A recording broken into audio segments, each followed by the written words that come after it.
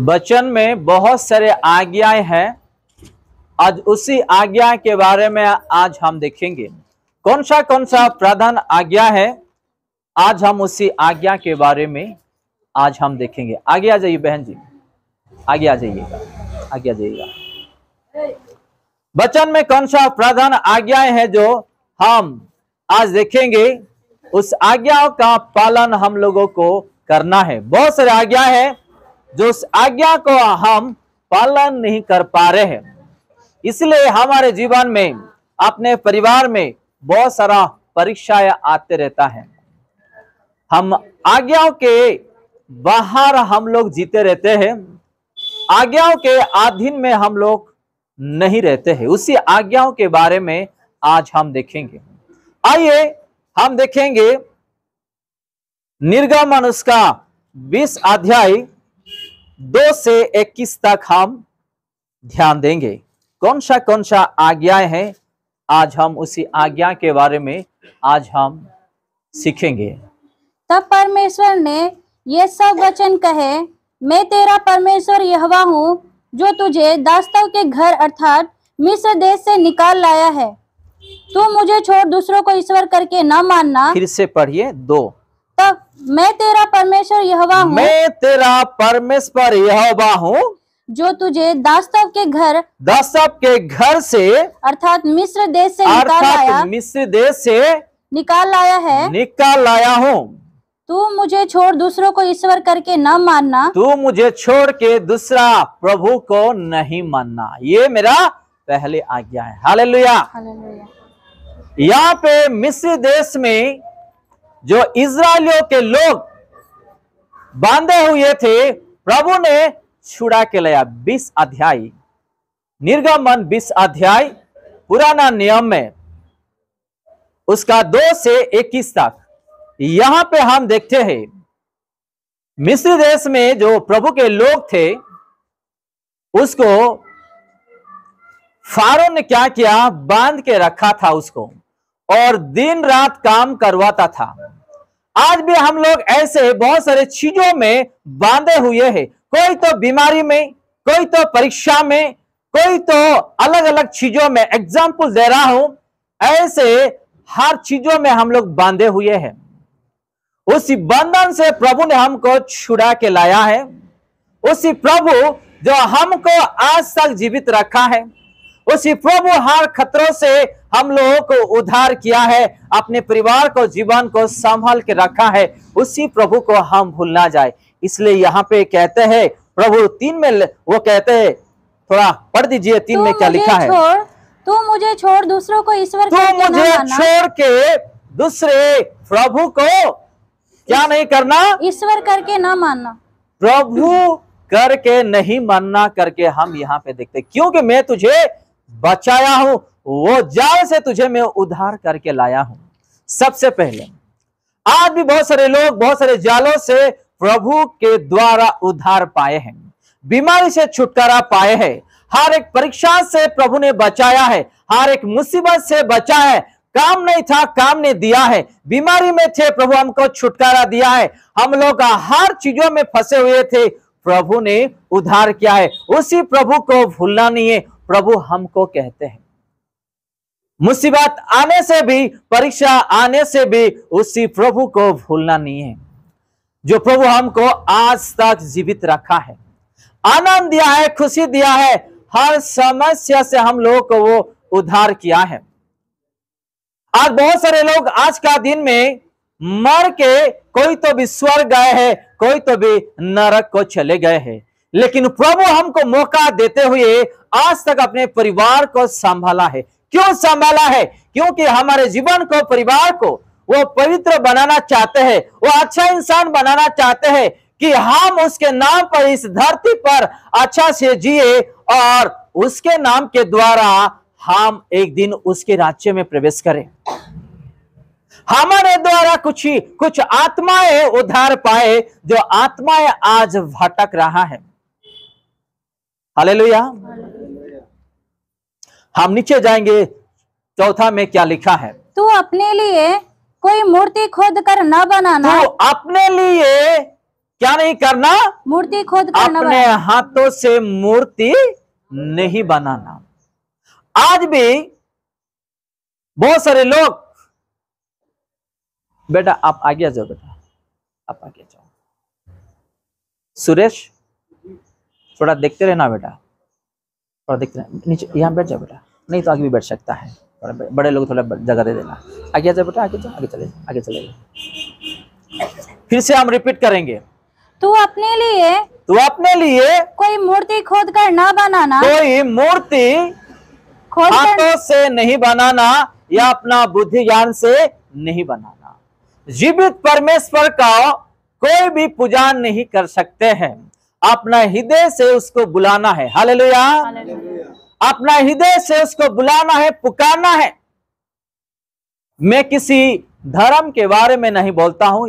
यीशु ने यहाँ पे क्या कहता है? किसी मूर्तियों का पूजा नहीं करना है। आज भी बहुत सारे पृथ्वी मूर्तियों पूजा का पालन होता है। कोई तो झाड़ को पूजा करते हैं, कोई तो पत्थर को पूजा करते हैं। एग्जाम्पल दे रहा हूं, मैं किसी का अगेंस्ट में नहीं बोल रहा हूं, जो आज भी करते हैं लोग। और किसी गाय को भी पूजा करते हैं या अपने हाथों में बना हुआ मूर्तियों को भी पूजा करते हैं। जीवित परमेश्वर को हम देख नहीं सकते हैं। आगे हम पढ़ेंगे तो उसमें लिखा है, न किसी की प्रतिमा बनाना, हाँ, न किसी की प्रतिमा बनाना, ना किसी का प्रतिमा बनाना, जो आकाश में ना आकाश में या पृथ्वी पर या पृथ्वी पर या पृथ्वी के जल में है, या पृथ्वी के जल में है। जल में है। आज जो फोटो हम यीशु मसीह का जो घर में लगाते हैं, उसका भी फोटो को नहीं मानना है। पता है आप लोगों को? यीशु मसीह को 2023 साल पहले हम लोग देखे हैं? नहीं देखे हैं। पतरस, सीमोन्स यानी कि पौलुस, जब वो जमाने में कुछ ड्राइंग किए थे, जो उसका ड्राइंग से बनाते बनाते कुछ पिक्चर अलग हो गया है, एक्सैक्ट आपको नहीं मिलने वाला। हालेलुया। क्योंकि 2023 साल पहले प्रिंटर वगैरह नहीं था। लोग जो है कुछ क्या बोलते हैं, वो नाम भूल गया मैं, पेकॉक को कौन क्या बोलते हैं? पेकॉक जो क्या बोलते हैं उसको? अपना हिंदी में क्या बोलते हैं? हाँ, उसका जो पूंछ है ना पीछे, उस पंख में से उन लोग ड्रॉ करते थे, लिखते थे। और जो बाइबल जो लिखे हैं उसी से लिखे थे, और वो टाइम पे रोल करके रखते थे। हालेलुया। तो यीशु मसीह का भी जो फोटो आज हम घर पे रखते हैं, उसका भी फोटो में हम लोग ध्यान नहीं लगाना है, देखा जाए तो। हालेलुया। क्योंकि मूर्ति पूजा यानी कि वो भी एक मूर्ति हो गया है, वो भी एक फोटो हो गया। हम फोटो को क्या कर रहे हैं? पूजा कर रहे हैं। हाँ, उसी प्रकार दिखेगा, लेकिन एग्जैक्ट आपको नहीं दिखेगा। यीशु मसीह के सामने हम खड़ा नहीं हो सकते हैं। उसका महिमा और अभिषेक जो है, सामर्थ जो है, हम खड़ा नहीं हो सकते, हम डस्ट हो जाएंगे। हालेलुया। यहाँ पे हम देखते हैं कि मूर्तियों का पूजा हम नहीं करना है। जीवित परमेश्वर हम देख नहीं सकते, उसके सामने खड़ा नहीं हो सकते हैं। उसको हम बुलाने से वो सुनने वाला परमेश्वर है, जो सिंहासन में बैठा है स्वर्ग पर। हम अगर गिनती करेंगे इस धरती से लेकर स्वर्ग तक, जो किलोमीटर का जो डिस्टेंस है, लाखों करोड़ों का डिस्टेंस के नीचे हम बैठे हैं। हालेलुया। लेकिन हम यहां से बुलाएंगे तो वो वहां से सुनेंगे और दौड़ के यहां पे आएंगे हमारे लिए। हालेलुया। तो उसी जीवित परमेश्वर को हृदय से बुलाना है, अपने हृदय में जगह देना है। मूसा को भी प्रभु यहोवा कहते हैं, तू मुझे देख नहीं सकता है, अगर तू देखोगे तो इस धरती पे नहीं रहने वाला। हालेलुया। प्रभु को हम देख नहीं सकते हैं। आगे पढ़ेंगे हम। तू उनको दंडवत न करना, हाँ, और न उनकी उपासना करना। देखो, तू उसका उपासना किसका नहीं करना? मूर्तियों का। मूर्ति पूजाओं का उपासना नहीं करना, और उनकी उपासना न करना, ना करना, क्योंकि मैं तेरा परमेश्वर क्योंकि यहोवा मैं तेरा यहोवा परमेश्वर, जीवित परमेश्वर, तू बुलाएंगे तो मैं तेरी आवाज सुन के आऊंगा। तू अगर रो रहा है, तेरा आंसू पोंछने के लिए मैं आ जाऊंगा। अगर तू बीमारी है, मैं तुझे चंगा देने के लिए आऊंगा। अगर तू दुख में है, तेरा दुख को दूर करने के लिए आऊंगा। तू मुझे बुला, मैं तेरे लिए आऊंगा। मैं जीवित परमेश्वर हूं। हालेलुया। आगे हम पढ़ेंगे। क्योंकि मैं तेरा परमेश्वर यहोवा जलन रखने वाला परमेश्वर हूँ, जी और जो मुझसे बैर रखते हैं जी उनके बेटे पोते और परपोतों को भी पितरों का दंड दिया करता हूँ। हालेलुया। हालेलुया। क्या करता हूं? सही है कि नहीं? आज इसीलिए पीढ़ी पीढ़ी, यानी कि पीढ़ा पीढ़ा, खानदान से खानदान, खानदान से खानदान बीमारी और श्राप लागे हुआ है। वचन कहता है, दया करके अपना अपना मोबाइल साइलेंट रखिए, क्योंकि प्रभु का वचन झूठा नहीं है। हमारा वचन झूठा हो सकता है, प्रभु का वचन झूठा नहीं हो सकता है। जो लोग आज ऐसे मूर्तियों पूजा करते आ रहे हैं, आज उन लोगों का परिवार में, जीवन में आज श्राप पड़े हुआ है, शांति नहीं है। आप ऑब्जर्व करो, एक एक का परिवार में, एक साल में एक मर गया है, दूसरे साल में और एक मर गया है, तीसरी साल में और एक मर गया है। बेटा सुरेश, ये पूरा लेके जाओ, मुझे कहने के लिए मत दो, क्योंकि मैं लाइव में हूं। प्लीज हेल्प करिए, ये पूरा लेके जाओ, पीछे रखो, ये और ये वो भी उधर रख दो, लेके जाओ, उधर पीछे भी रखो। थोड़ा और दया करके पढ़िए। और जो मुझसे प्रेम रखते, जो मुझसे प्रेम रखेंगे और मेरी आज्ञाओं को मानते हैं, मेरी आज्ञाओं को मानते हुए उन हजारों पर करुणा किया करता हूँ। हालेलुया। हालेलुया।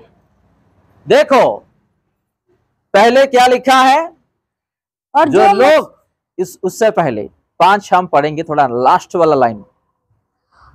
और जो मुझसे जी उनके बेटे पोतों और परपोतों को भी क्या करता हूँ? पितरों का दंड दिया करता दंड दिया करता हूँ। जो लोग अपने हाथों में बनाया हुआ मूर्ति पूजा करेंगे, उसको पालन करेंगे, मैं उसको दंड दिया करूंगा करके लिखा है। इसलिए कुछ परिवार में बीमारी अभी तक नहीं जा रहा है। कुछ परिवार में एक साल में एक मरते जा रहे हैं। कुछ परिवार में श्रापित होके आगे बढ़ नहीं पा रहे हैं। मैं नहीं कह रहा हूं, वचन कहता है, बाइबल कहता है। हम लोगों को वचन के अनुसार अगर चलेंगे, प्रभु हम लोग को उद्धार करेंगे। और 6 में क्या लिखा है, और जो मुझसे प्रेम रखते, जो हम यहोवा प्रभु यीशु मसीह को प्रेम करेंगे और मेरी आज्ञाओं को मानते हैं, उसके आज्ञाओं के अनुसार चलेंगे, उन हजारों पर करुणा किया करता हूँ। हालेलुया। हजारों, यानी कि ये छोटी मोटी बात नहीं है। प्रभु ने जो कहा है वो करके दिखाएगा। वो आगे हम देखेंगे। तू अपने परमेश्वर का नाम व्यर्थ न लेना। क्या नहीं लेना? व्यर्थ नहीं लेना। और क्योंकि जो यहोवा का नाम व्यर्थ ले वो उसको निर्दोष न ठहराएगा। देखो आज भी हम बहुत सारे लोग जो है प्रभु का नाम लेते हैं, झूठी शपथ लेते हैं, कसम खाते हैं, कभी नहीं खाना। आपका हाँ की बात हाँ हो, ना की बात ना हो। माँ कसम, भाई कसम, पिता कसम या भाई कसम, ये प्रॉमिस कभी नहीं करना। मेरी बात हाँ है तो हाँ में बोलना है, नहीं तो नहीं। किसी को विश्वास करना है करने दो, अगर नहीं करना है नहीं करने दो। हालेलुया। आगे बढ़ेंगे। तुम विश्राम दिन को पवित्र मानने के लिए सुमरण रखना। देखो क्या कहते हैं, पहला चीज, तुम विश्राम दिन को पवित्र मानने के लिए सुमरण रखना। आज कर रहे क्या हम लोग विश्राम दिन को? 10 आज्ञाओं में से पहले 2 आज्ञा ही है। विश्राम दिन को आज अगर हम लोग आ रहे हैं तो इस वचन को याद कीजिए। अगर हम विश्राम दिन को पवित्र नहीं रखना है, पालन नहीं करना है, हम कितने भी रविवार आने से भी फायदा नहीं है। आपको पता है, अगर एक संडे अगर नहीं आओगे आपको नया से फिर से स्टार्ट करना पड़ेगा। पता है आपको? पता है आप लोगों को? अगर एक संडे अगर हम प्रभु के हाजुरी में नहीं आएंगे, हमको फिर से जब दूसरी बार आते हैं उससे फिर स्टार्ट होता। 2 हफ्ता के बाद फिर नहीं आएंगे, जब तीसरी बार आएंगे फिर से नया स्टार्ट होता है। हमारा आशी से पूरा पीछे हो जाएगा, हमको दोबारा फिर से स्टार्ट करना पड़ेगा। एग्जाम्पल, 10th क्लास में या इंटर फर्स्ट ईयर में कोई फेल हो जाता है, उसको क्या करना पड़ेगा? दोबारा उसको हर एक सब्जेक्ट को ध्यान दे के, मन लगा के, पढ़ाई करके, उसको दिन रात मेहनत करके एग्जाम देना पड़ेगा और वो पास होंगे।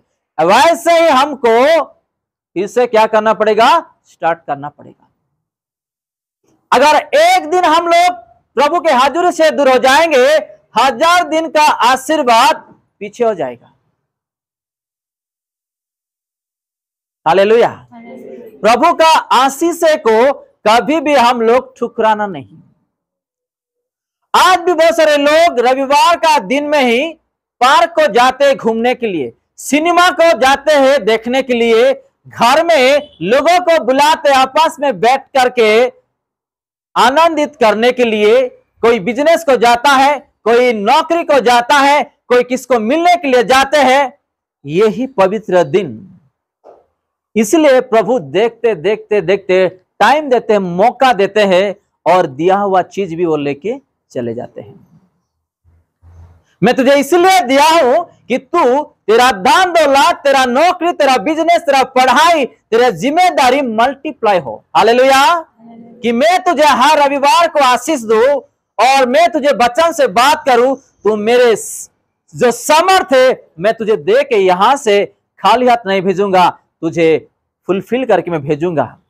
लेकिन आज कोई आके उसका समर्थ में भरने के लिए तैयारी नहीं, उसका हाजुरी में आके आशीष लेकर के जाने के लिए कोई तैयारी नहीं है।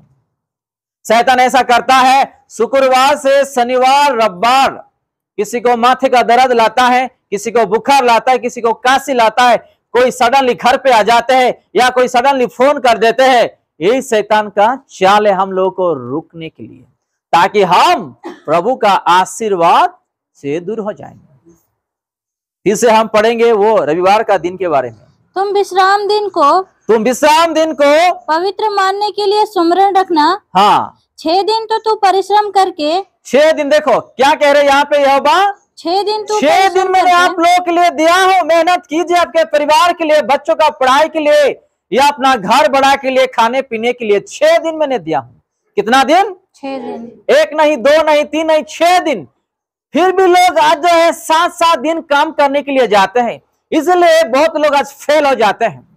मेरे जीवन में भी, जब मैं ऑफिस में नौकरी कर रहा था एमएनसी कंपनी में, 7वां दिन रविवार का दिन में भी मैनेजर बोलते हैं, तू अच्छा काम करता है बेटा, थोड़ा संभाल लेना कस्टमर्स को और काम को। कल जो सोमवार है ऑडिट के लिए आते हैं तो तुझे देखभाल करना है, तू कैसे भी आ जा।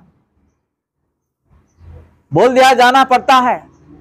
जब मैं प्रभु में आया, मेरे हृदय में, मेरे परिवार, मेरे जीवन में पहला स्थान दिया। कुछ महीनों के बाद मेरा मैनेजर बोला, यूएस से कुछ नया कस्टमर आ रहे हैं, कल हमारा ऑडिट है, तुझे हर चीज का ख्याल देखभाल करना है। मैंने बोला मैं कल सुबह 5 बजे उठ के जाऊंगा, सोमवार का 5 बजे, लेकिन रविवार को मैं नहीं जाने वाला। हालेलुया। मैं साफ साफ कह दिया, 5 बजे सुबह उठ के गया, मेरा सारा चीज करके दिखाया, प्रभु का बुद्धि ज्ञान से उन्होंने खुश हो गया।